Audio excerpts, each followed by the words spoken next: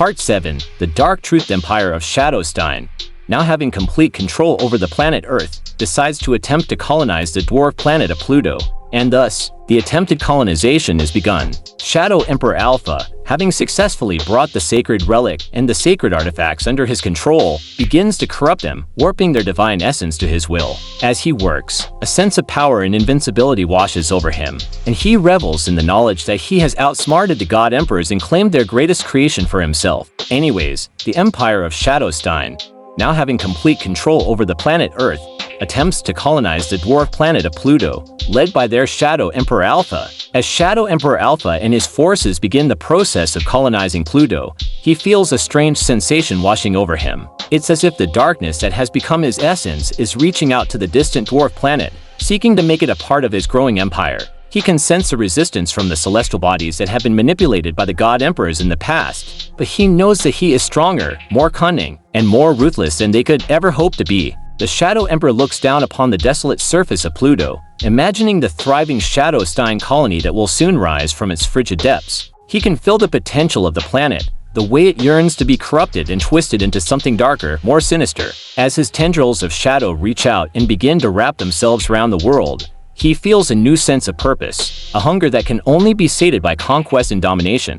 The forces of Shadowstein spread out across the surface of Pluto, their boots crunching against the icy ground as they set up bases and begin the process of terraforming. The air crackles with the energy of their sorcery, the land itself trembling at the power that is being unleashed upon it. The Shadow Emperor watches from his command center, a smile curling the corners of his lips as he sees his vision taking shape before him. He feels a strange sensation, as if something is drawing him deeper into the heart of Pluto. Curious, he orders his most trusted advisor, Lord Lothar, to open a portal to the mysterious underworld of the dwarf planet. As the portal opens with a swirl of dark energy, Shadowstein troops rush forward, eager to explore the unknown realm that lies hidden beneath the icy surface. The soldiers descend into the darkness, their weapons and sorcery guiding them through the labyrinthine tunnels. The air grows colder, and the ground harder, as they delve deeper. Finally, they emerge into a vast cavern, its walls glittering with a strange, otherworldly light. In the center of the cavern, a towering obsidian spire thrusts upwards, its peak lost in the darkness above. Shadow Emperor Alpha steps forward, his heart racing with anticipation. As he approaches the spire, he feels a strange tugging at his soul, as if some ancient power is calling out to him. With a single, determined motion, he raises his hand and touches the smooth, black surface of the spire. Electricity crackles through his body, and the air fills with a cacophony of otherworldly whispers. The obsidian spire pulses with light, revealing itself to be a massive conduit for an unimaginable power.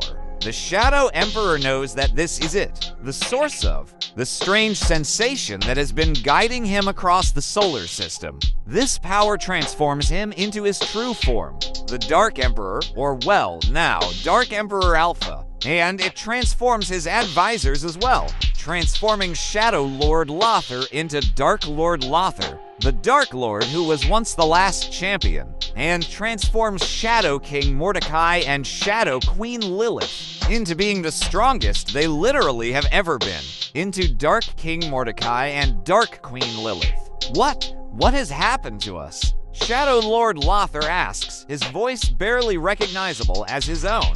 I have become stronger, transformed.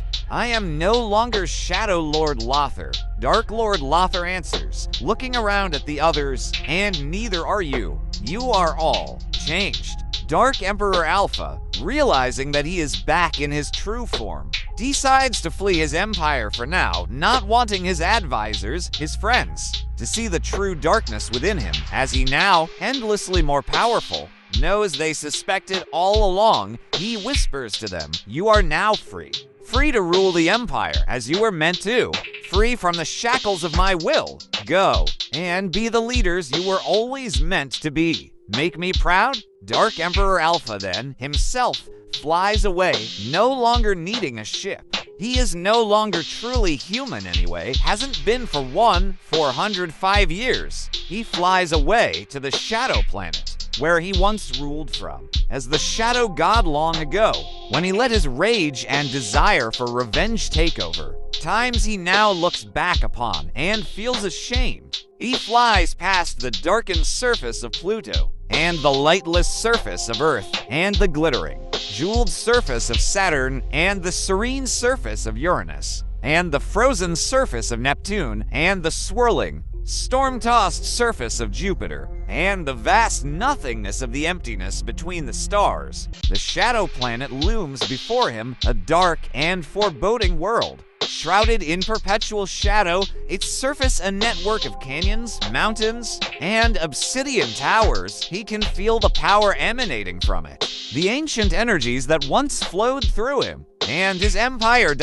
He lands on the barren surface, his feet sinking into the soft, black soil, and takes a deep breath of the cold, dry air. He then looks down at his hands. Now nothing but tendrils of darkness, as he now, permanently, lets his tendrils of darkness be outside of his power armor, itself now corrupted by the darkness of his mere presence, his entire body made of those same dark tendrils, which branch out from his body like a grand ancient tree of pure darkness. He takes another deep breath of the cold air, and feels it fill his non-existent lungs, and flows through his non-existent veins. He slowly walks forward, his feet leaving no impression on the soft, black soil, the obsidian towers reaching hundreds of feet into the air above him, their tips lost to the eternal darkness. He comes to a towering obsidian spire, twice as tall as himself, and feels drawn to it as if it were beckoning him, calling him back to the power he once knew,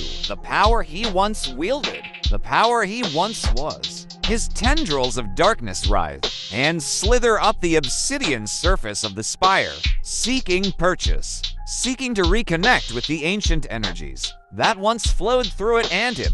As he reaches the top of the obsidian spire, he looks out over his darkened empire, feeling the ancient energies surge through him once more, making him whole, making him powerful, making him alive for the first time in millennia.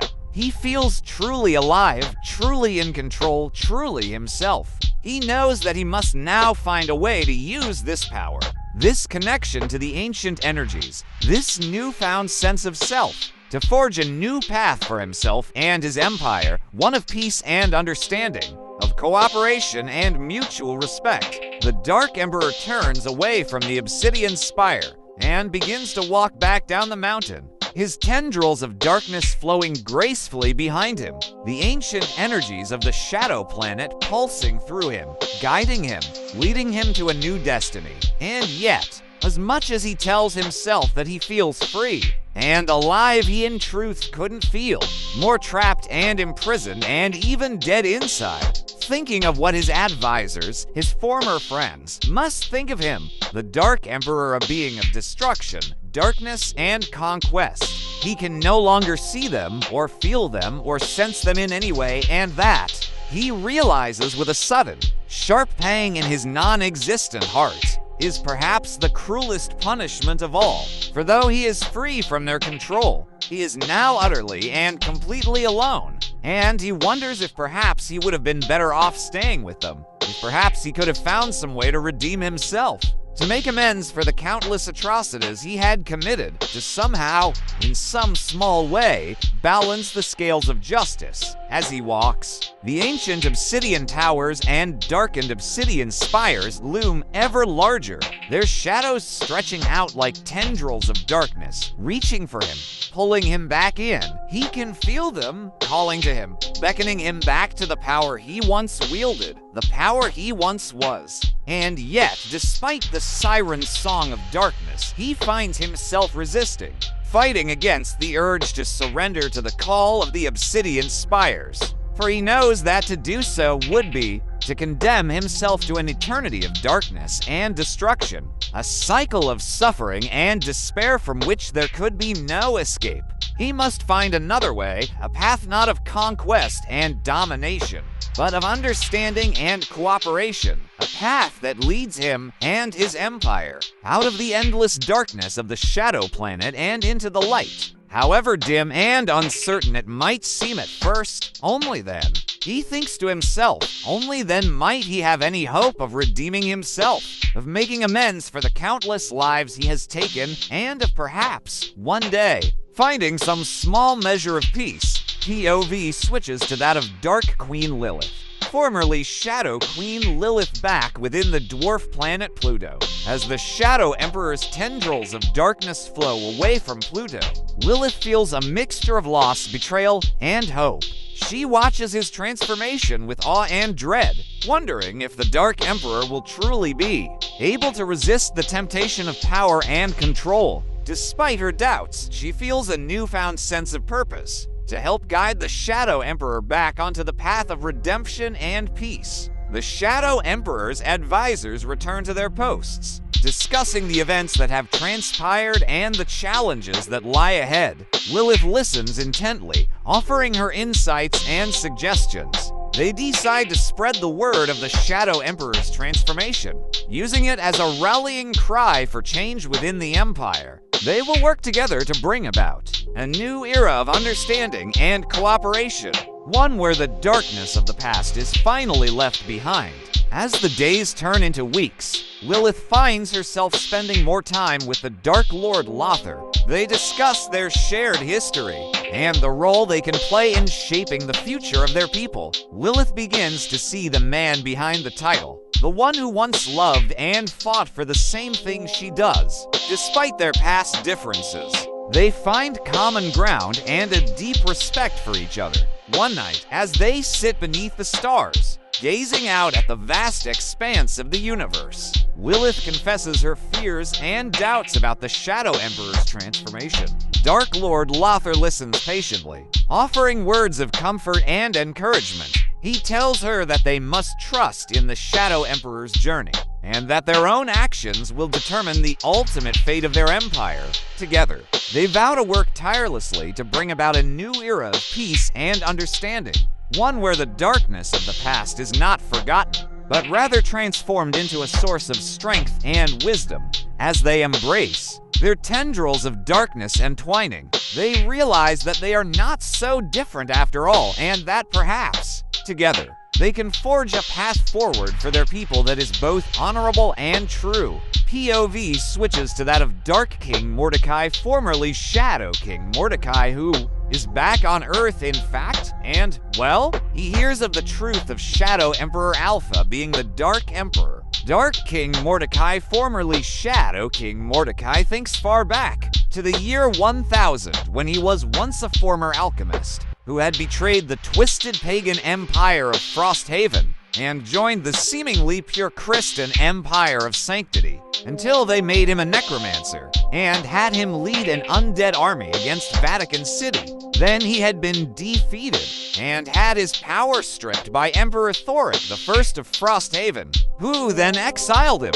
And then, when he tried to return to the Empire of Sanctity, Emperor Marcus Aurelius had turned him away, and he turned to the shadows and became an otherworldly being, a malevolent entity, known as the Shadow King, and then he was made a puppet by the Dark Emperor in the year 2124, who it turns out, his own Shadow Emperor Alpha, Emperor of the Empire of Shadowstein, who he respected and even saw as a brother, or at least a brother in arms, is the Dark Emperor himself.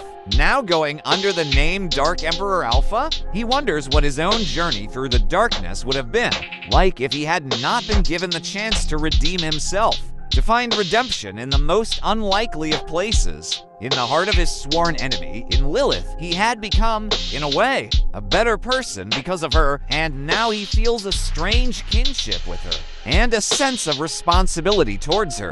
As they continue to explore the depths of the Shadow Planet, they find a hidden chamber filled with ancient texts and artifacts, some of them bearing the mark of the Celestium crystals, the same artifacts that had corrupted the minds and souls of so many before them, but now they seem to be imbued with a new purpose, a new meaning, a new hope. It is as if the Shadow Planet itself is trying to guide them, to show them the way forward, to help them find their place in this new world they are creating together. I think Dark King Mordecai says, his voice barely above a whisper, that the Shadow Planet, this place of darkness and despair, is trying to tell us something. It is trying to show us that even in the darkest of times, there is hope, there is redemption, and that perhaps we are not as different as we once thought we were. Lilith listens intently, her eyes glowing with a mixture of wonder and fear. "What do you mean?" she asks, her voice trembling with anticipation. Dark King Mordecai takes a deep breath, steadying himself before continuing. "I think," he says, "that this Shadow Planet is trying to tell us that we are all capable of change, that even the darkest of souls can find their way back to the light, if they are given the chance." Lilith nods, her eyes still fixed on the ancient texts and artifacts. "I believe that you're right," she says softly. "We have both been given a second chance at life, at redemption, and it's up to us to decide what we do with it." They find a hidden door, finding a chamber that shows murals that speak of the true God of existence. He went by many names: Erebium, Celestium, and now Erebus. And they learn that he is not a good kind of god, but that, despite being a god based in light, couldn't be more twisted and evil. They also find a strange artifact that seems to react to Lilith, giving her a vision of a new world, one where light and darkness can coexist, where the balance is not forced, but natural. In this vision, she sees herself as a ruler, not of the Shadow Empire, but of a new kingdom, where all beings, both light and dark, can find peace and understanding. The chamber also holds ancient texts detailing the rise and fall of empires, the cycles of creation and destruction, and the eternal struggle between light and darkness. As they read, they begin to understand that their own journeys are part of a larger tapestry, and that their actions can have profound consequences not just for the Empire, but for the very fabric of existence itself. They then notice that, throughout all of the texts, the darkness is, despite doing some terrible things, in truth, the one in the right, only seeking to aid all. But the light, despite claiming to be good, is always twisted and, despite helping those they like, ruin all others, and find something that shatters their entire perception. The first main instance was of the God Emperor Marcus Aurelius representing the light, stomping on all those that got in his way, and forcefully subjugating the entire planet, the entire universe, existence even, facing off against the new power, the Shadow God, which they recognize as being, who they now know as previously their Emperor Shadow Emperor Alpha, and now known as Dark Emperor Alpha. And then, they see the second main instance of God Emperor Marcus Aurelius again, but now accompanied by God Emperor Aldrich, who led a warmongering empire focused on conquest, facing off against the Dark Emperor, who they know is the man who is their empire, but went into self-imposed exile. And they even are shocked to find themselves in the text, always trying to stop the light, both before being puppeted by the Dark Emperor and afterwards. Except for Lothar, who they find once fought for the light as the last champion.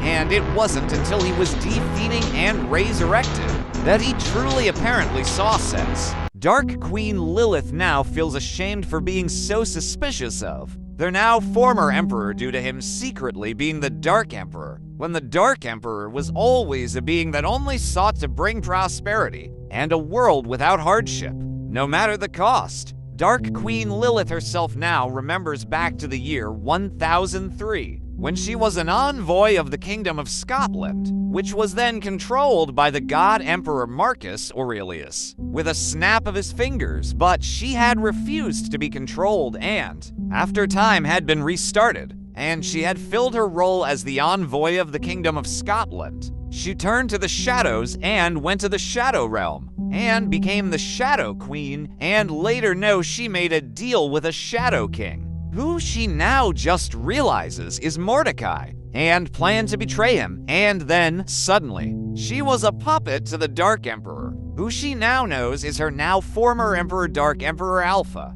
formerly Shadow Emperor Alpha, and even then, she planned to betray him until then the God Emperors defeated her with a snap of their fingers, and then, later on, she wore reincarnated as her current self. She remembers how she was supposed to be suspicious of the Dark Emperor, and how she was right to be, but now, she feels ashamed for not giving him the benefit of the doubt, because she now knows that the Dark Emperor's intentions were always to bring prosperity and a world without hardship, even if it came at a cost, and she knows that she, as the Dark Queen, could have done so much more for that cause if she hadn't been so blinded by her own hatred and desire for power. Now, as they stand there, looking at the artifact, she feels a newfound responsibility towards it, and towards the Shadow Planet, and towards Mordecai, who she now sees as a brother, and towards the entire Empire, even those who have wronged her. She wonders about her own journey through darkness, and how it would have been different if not for Lilith. And she can't help but feel that there is still hope for redemption, even for someone like her. And now Dark Lord Lothar begins to remember back to even before the year 1000, when he lived in San Marino, and with a young noble named Marcus Aurelius, he formed an empire called the Empire of Sanctity, and became its first emperor back when he was known as Marcus, and then, afterwards, he stepped down from the throne and let Marcus Aurelius become the emperor, and then he had changed his name to Lothar and became a warrior. Then, for thousands of years, he continued to be a warrior, eventually becoming known as the Last Champion, until in 2124, when he arrived to aid the Empire of Sunhaven against the Storm Dragon and the Shadow King, who he now realizes is Mordecai, and continued his assault until he was finally struck by a charged attack from the Storm Dragon. Then the Shadow King enveloped him with a wave of darkness, healing his wounds,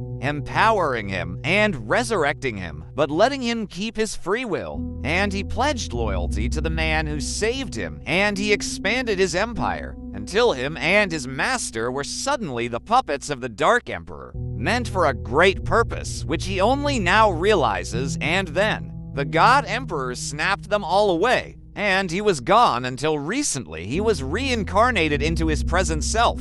Dark Queen Lilith listens intently to Lothar's story, reflecting on her own past life as an envoy of the Kingdom of Scotland, ruled by God Emperor Marcus Aurelius. She refused to be controlled by him and turned to the shadows, eventually becoming the Shadow Queen and making a deal with Shadow King Mordecai. She was later controlled by the Dark Emperor, whom she now knows is her former Emperor Alpha. She remembers being suspicious of him and being right to be, but she feels ashamed for not giving him the benefit of the doubt, as she now knows his intentions were always for prosperity and a world without hardship, even if it came at a cost. She realizes that she could have done more for that cause if she hadn't been so blinded by her own hatred and desire for power. The three then decide that, under their new unified rule, to do what they think their emperor would have done, and maybe, when there are no more threats left, go to make amends with their own empire, who had gone into self-imposed exile so